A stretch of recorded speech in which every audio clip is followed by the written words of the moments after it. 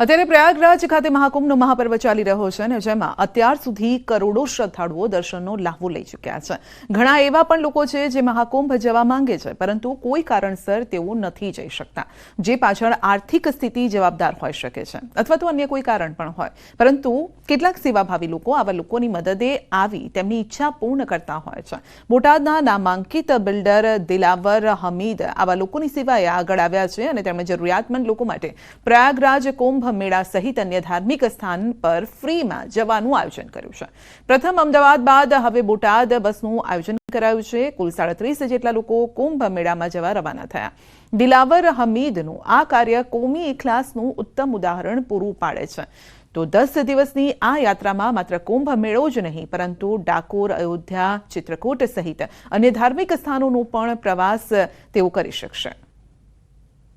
અત્યારે આ 144મો પ્રયાગરાજમાં જે કુંભ સ્નાન છે એ બહુ મહત્વનું છે। એમાં દિલાવરભાઈએ વિના મૂલ્ય જે આ તેમને જમવાની, ખાવા પીવાની, રહેવાની, અહીંથી જાય અને આવે ત્યાં સુધી તમામ સુવિધા કરી બતાવી।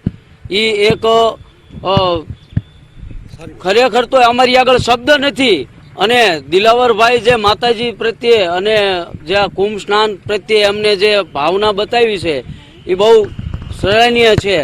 ઘણા બધા લોકો ન જઈ શકે એવા લોકોને પણ મોકલવા માટે માતાજીની કૃપાથી મને આ લાભ મળ્યો અને બધા જે મારા અંગત આપણા સ્નેહી સજ્જનો ગુજરી ગયા એ બધા ના સ્વર્ગની આત્મામાં એમને શાંતિ મળે એ નિમિત્તે આજે બહુ ખૂબ અને બધા વડીલો મિત્રોના સહકારથી ખૂબ સારી રીતે અહીંયાથી આજે બધા યાત્રીઓ રવાના થયા છે। આખા ભારતમાં અત્યારે બધાની ઈચ્છા હોય છે કે મારે કુંભમાં જવું છે, પણ આર્થિક રીતે તકલીફ હોવાથી ઘણા નથી જઈ શકતા અને આજે દિલાવરભાઈ હમીદ જે બોટાદના બિલ્ડર છે એમના તરફથી ફ્રી ઓફ 38 જણાને બોટાદથી આજે પ્રયાગમાં મહા સ્નાન માટે મોકલવામાં આવ્યા છે।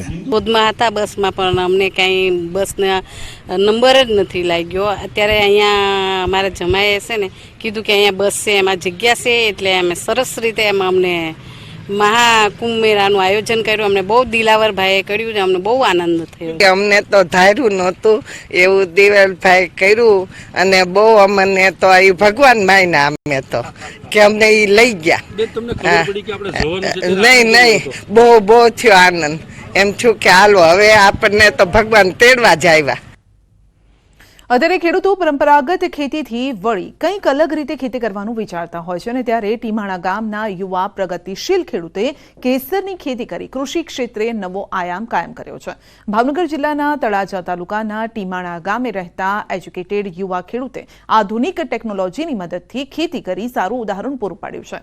હિમખંડોમાં થતી કેસરની ખેતી ભાવનગર જિલ્લાના અંતરિયાળ ગામડામાં કરી ભાવનગર જિલ્લામાં ખેતી પ્રગતિના પંથે હોવાનું પુરવાર કર્યું છે। અદ્યતન ટેકનોલોજીનો મહત્તમ ઉપયોગ કરીને મુશ્કેલ ગણાતી ખેતીને સરળતાપૂર્વક કરી બતાવી છે। તેણે કોલ્ડ સ્ટોરેજ બનાવ્યો છે, જો કે તેમાં કેસરની સાથે મશરૂમ અને લસણનો પાક પણ થઈ રહ્યો છે। છેલ્લા 1.5 વર્ષમાં 800 ગ્રામથી વધુ કેસરનું ઉત્પાદન કરી લાખો રૂપિયાની કમાણી કરી છે। ખેતરમાં 3 મહિનાની કાળી મજૂરી કરતા ખેડૂતોને તેમના પાકનું યોગ્ય વળતર ન મળતા તેમની આર્થિક સ્થિતિ કફોડી બની છે અને ત્યારે ભાવનગર જિલ્લાના એક ખેડૂત પુત્રે પાણી કે માટીનો ઉપયોગ કર્યા વગર કેસરની ખેતી કરીને લાખોની કમાણી કરી રહ્યો છે।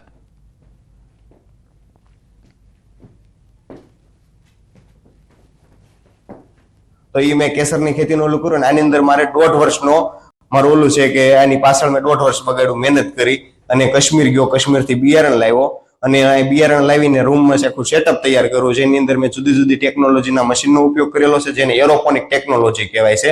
તો એની અંદર હ્યુમિડિફાયર મશીન છે, CO2 મશીન છે, ચિલર મશીન છે, સનલાઇટ જેને મલ્ટીગ્રો લાઇટ કહેવાય છે। તો એ બધી લાઇટનો ઉપયોગ કર્યો અને જુદા જુદા ઇન્સ્ટ્રુમેન્ટ ફિટ કર્યા। તો કેસરની ખેતીની અંદર મારે કેસર આવતા 3 મહિના લાગ્યા છે ખાલી। અમારો પાક જ્યારે આવે ત્યારે પૂરતા ક્ષમ ભાવ મળતા નથી। ગમે ત્યારે ખેડૂતના પાક ઘરે આવ્યો હોય તો એના ભાવ ડાઉન થઈ જતા હોય એટલે અમે સાહેબ કંટાળી ગયેલા હતા કે ભાઈ હવે કરવું તો કરવું હું એમ। એટલે મારો બાબલો છે એને દીકરાને કે આ સોશિયલ મીડિયાના માધ્યમથી એને કંઈક આ કેસર વિશે જોયું ને ઓલું થયું એટલે એને મનમાં એવું થયું કે ભાઈ આપણે પણ આવું કંઈક નવું કરીએ એમ। કહેવાય છે કે રક્ષક જ જો ભક્ષક બને તો પ્રજા બિચારી શું કરે. વલસાડ જિલ્લામાં આ ઉક્તિને સાચી ઠેરવતી ઘટના બની છે. પ્રજાના રક્ષક ગણાતા પોલીસ કર્મીએ ખાખીને લજવતું કામ કર્યું. ઘટના એમ છે કે જીઆરડી જવાન હેતલ બાબુ ધોડિયા પટેલે પારડીના વાઘ છીપા ગામ 3 રસ્તા નજીકથી પસાર થતા એક ટેમ્પોને રોક્યો હતો અને આ ટેમ્પો હાલોલથી એક ઇલેક્ટ્રિક મીટર બનાવતી કંપનીમાંથી મીટરના કાર્ટૂન ભરી નાસિક જઈ રહ્યો હતો.